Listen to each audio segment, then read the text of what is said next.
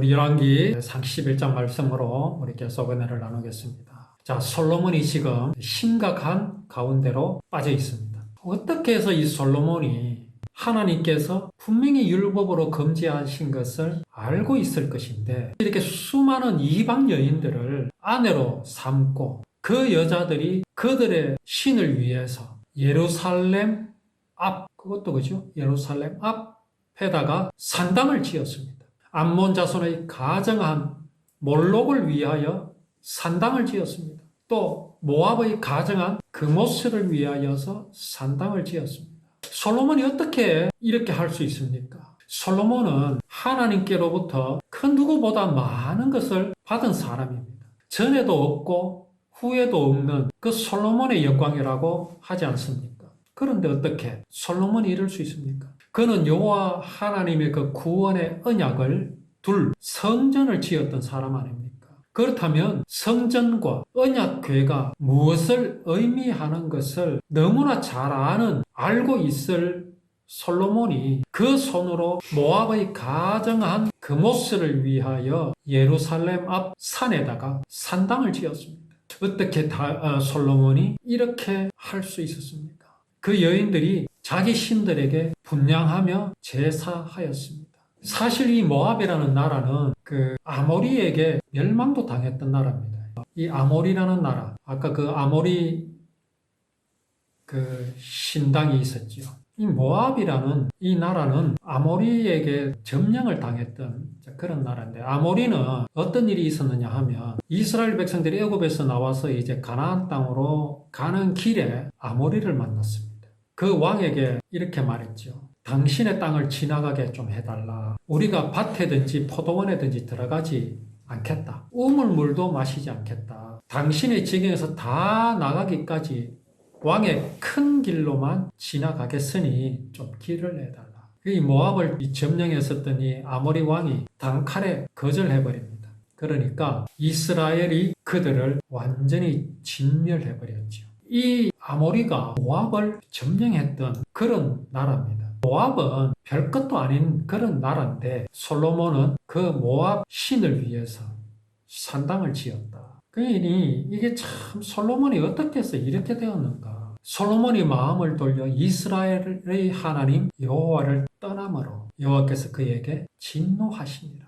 여호와께서 일찍이 2번이나 그에게 나타나시고 여호와께서 전에 기브온에서 나타나신 같이 다시 솔로몬에게 나타나사 그에게 이르시되 네 기도와 내가 내 앞에 간구한 바를 내가 들었으니 나는 내가 건축한 이 성전을 거룩하게 구별하여 내 이름을 영원히 그곳에 두며 내 눈길과 내 마음이 항상 거기에 있으리니 말씀하셨습니다. 그런데 하나님께서 단서를 다십니다.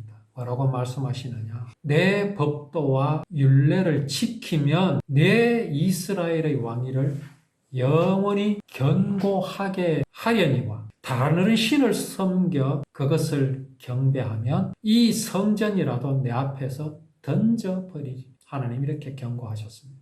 이 성전이라도 내 앞에서 던져버리리. 이 성전이 높을지라도 지나가는 자마다 놀라며 비웃어 이르되 여호와께서 무슨 까닭으로 이 땅과 이 성전에 이같이 행하셨는고. 자, 솔로몬에게 이렇게 경고를 하셨습니다. 신명기에서는 하나님께서 이스라엘에게 분명히 이제 가나안 땅에서 어떻게 할 것을 명하시면서 특히 이방 여인들과 혼인하지 마라, 통혼하지 마라 분명하게 금지를 하셨습니다. 그들의 조상들을 애굽 땅에서 인도하여 내신 그들의 하나님 여호와를 버리고 다른 신을 따라가서 그를 경배하여 섬기게 될 것이기 때문에 그렇게 하나님께서 금지하셨죠. 자, 그럼에도 솔로몬은 하나님의 말씀을 듣지 않았습니다. 명령을 지키지 않았습니다. 여호와의 말씀이 솔로몬에게 임하여 이르시되 내 법도를 따르며 내 율례를 행하며 내 모든 계명을 지켜 그대로 행하며 내 백성 이스라엘을 버리지 아니하리라. 하나님이 누차 말씀을 하시는 거죠. 자, 여기에서 내 법도를 따르며 내 율례를 행하며 내 모든 계명을 지켜라고 말씀하셨습니다.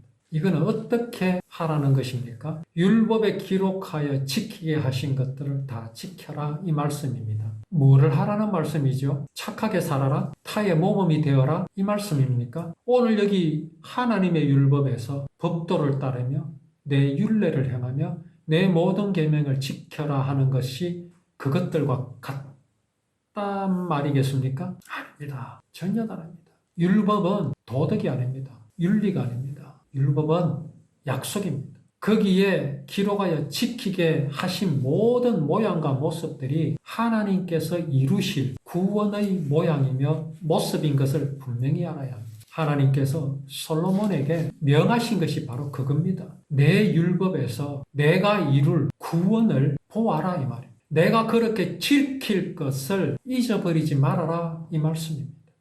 이웃을 사랑하면서 무엇을 발견하라는 말씀입니까? 하나님께서 내 같은 이런 자도 사랑하신다는 것.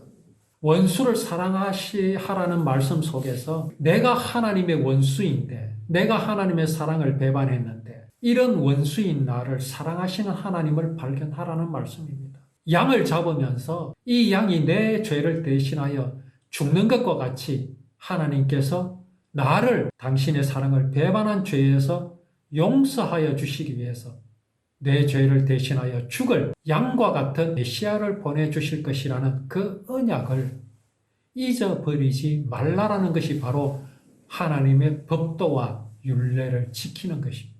그렇게 하면 하나님께서는 내 백성 이스라엘을 버리지 아니하리라. 근데 솔로몬은 지금 어떻게 되었습니까? 그 하나님의 언약, 그 하나님의 율법과 이방신과 구별하지 못하고 있습니다. 율법에 가르쳐 지키게 하라 하신 것들을 솔로몬은 아마도 착하게 살아라 라는 것으로 그렇게 아마 생각하는 지경에 이르게 되었다. 그러니 세상의 종교와 구별을 못하는 겁니다. 자, 그러면 하나님의 언약이 솔로몬으로 인해서 무효가 되겠습니까? 결코 그럴 수 없습니다. 내 백성 이스라엘을 버리지 아니하리라 하신 하나님의 언약은요, 결코 취소되지 않습니다.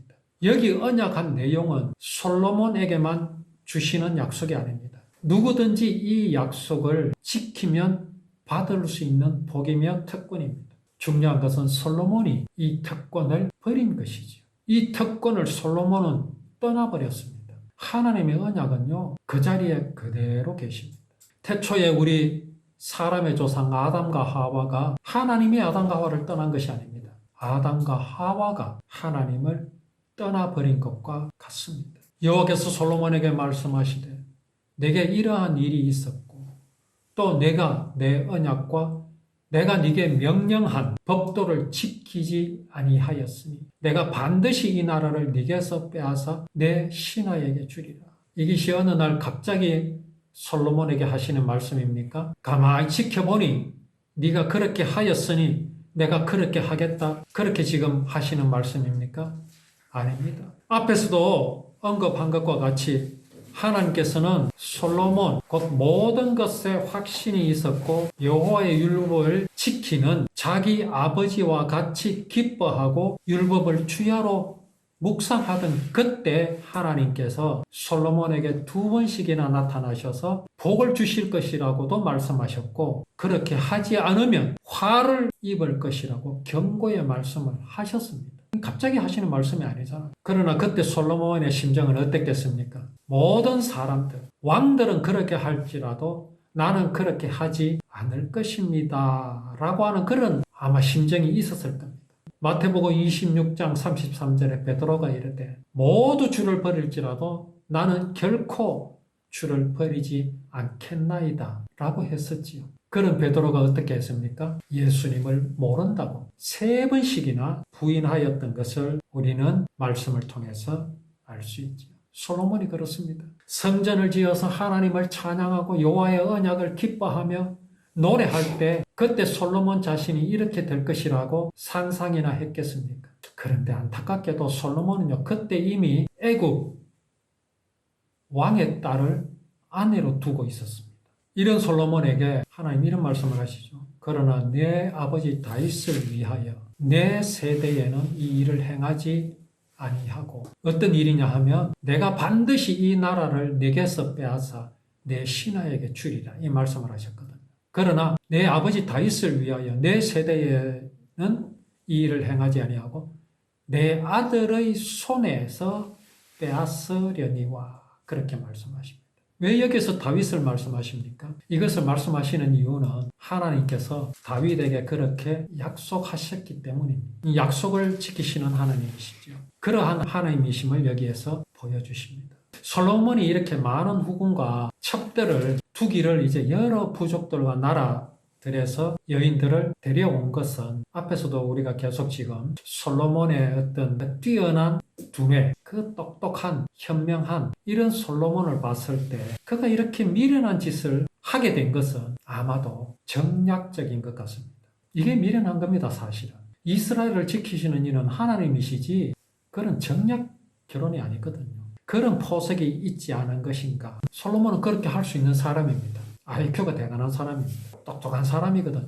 이것이 솔로몬의 계략이었다면 사람의 계략이었다면 성공할 수 있습니다. 이스라엘이 하나님의 나라가 아니고 사람이 세운 나라라면 이렇게 해야 됩니다. 서로 정략적으로 결혼해가지고 이웃 나라와 사돈을 맺으면 적어도 안 쳐들어올 거 아닙니까? 그런 나라라면 성공할 수 있죠. 그러나 하나님의 뜻은 단호하십니다. 솔로몬은 사람의 방법대로 지금 나라를 지키려고 하는 것일 수 있습니다. 단지 욕심에 의해서 또는 성욕에 의해서 많은 여인들을 두고 그런 것이라고 볼 수도 있겠습니다만은 그렇다고 하기에는 솔로몬은 너무나 똑똑한 사람입니다.